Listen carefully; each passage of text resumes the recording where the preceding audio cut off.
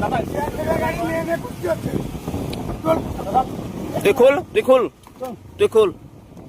দাদা এইভাবে করনি দাদা। না না দাদা এইভাবে কি সিআরপিএফ এর গাড়িতে এগুলা কি?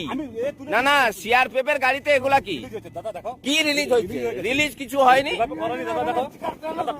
না প্লিজ প্লিজ। একদম সঠিক দেখলেন, গাড়িতে স্টিকার মারা রয়েছে সিএপিএফ অর্থাৎ সেন্ট্রাল আর্মড পুলিশ ফোর্সেস।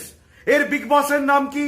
এই সিএপিএফ এর বিগ বসের নাম Amit Shah, ministry of home affairs Amit Shah. সেই অমিত শাহের সমস্ত লেঠেল বাহিনী যারা বাংলার বুকে এসেছে বাংলার মানুষকে ভীত সন্ত্রস্ত করার লক্ষ্যে, সেই সিএপিএফ এর গাড়ি, সেই গাড়ি স্টিকার লাগানো, সেখানে মহিলাদেরকে তুলে নিয়ে কোট আনকোট ফুর্তি করা হচ্ছে।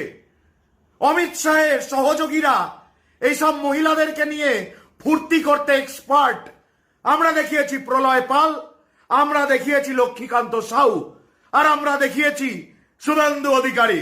সেই শুভেন্দু অধিকারীর এলাকায় নন্দীগ্রাম ভেকুটিয়া অঞ্চলে সিএপিএফ এর গাড়ির মধ্যে মহিলাদেরকে তুলে নিয়ে নোংরামি করতে গিয়ে গ্রামবাসীদের হাতে পাকড়াও অমিত শাহের সাকরেত। না মানে আমি বুঝতে পারছি না, আমার দেশে, আমার এই মাটিতে আর কি কোনো আইনের শাসন আছে কি নেই? আমার এই ভারতবর্ষে আইনের শাসন, সংবিধানের শাসন আছে নাকি মোদি অমিত শাহের পার্সোনাল ফুর্তিবাজদের শাসন আছে?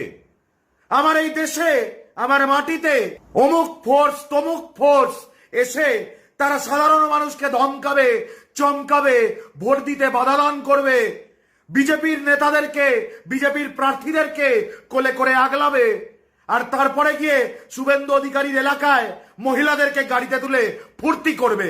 আর এইগুলো আমাদেরকে সহ্য করতে হবে, তার কারণ আমরা বাংলার মানুষ, আমরা সরল মনা এই বাংলার সাধারণ মানুষ। তাই আমাদেরকে কেন্দ্রের রাষ্ট্রশক্তির এই নোংরামি মেনে নিতে হবে। বাংলার সাধারণ মানুষ বুঝতে পারছেন ডিলটা কি।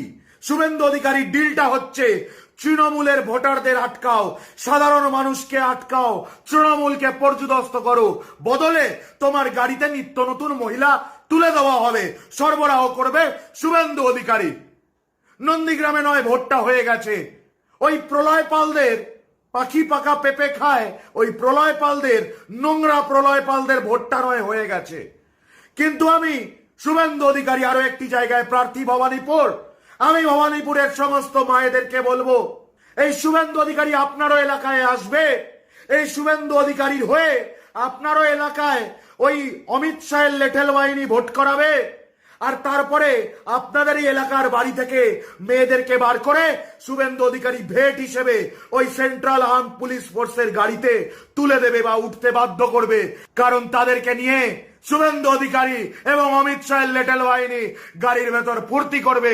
ভবানীপুরের মায়েরা, দিদিরা, বোনেরা, আপনারা কি শুভেন্দু অধিকারীর মতো একটা চরিত্রহীন লম্পট যারা সিএপিএফ কে এলাকার মেয়েদেরকে সরবরাহ করে, যারা সিএপিএফ এর গাড়িতে এলাকার গরিব মেয়েদেরকে তুলে দেয়, সেই লম্পট শুভেন্দু অধিকারীকে ভবানীপুরের মানুষ আপনারা কি রেয়াত করবেন?